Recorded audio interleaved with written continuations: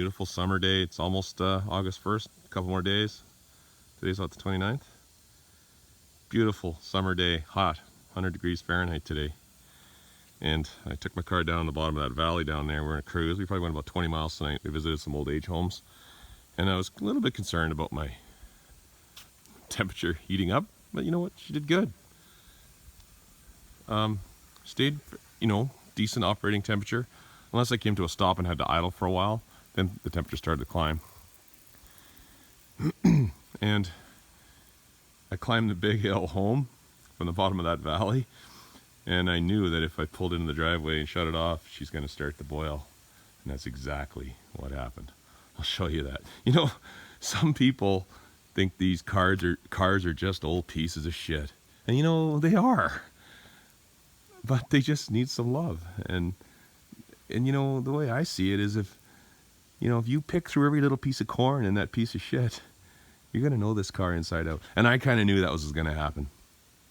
And that's exactly what happened. So she spilled her guts in the driveway. And it's time. I put off that damn rat job now. I got to do it. So she's cooled off again now. I'll fade to the video. You can have a good chuckle. That's my first summer in the 38. I don't think I'll ever get that hot again. I think that's behind me now. Like I said, pull that rod, get it done. So for prosperity and memories, there's my overheat. Enjoy the video.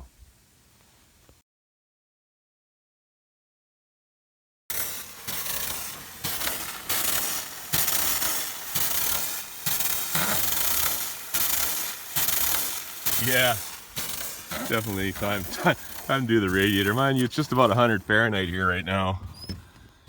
It's up there. You know what? It didn't start spraying until I just climbed the hill home, and it's said pretty warm here.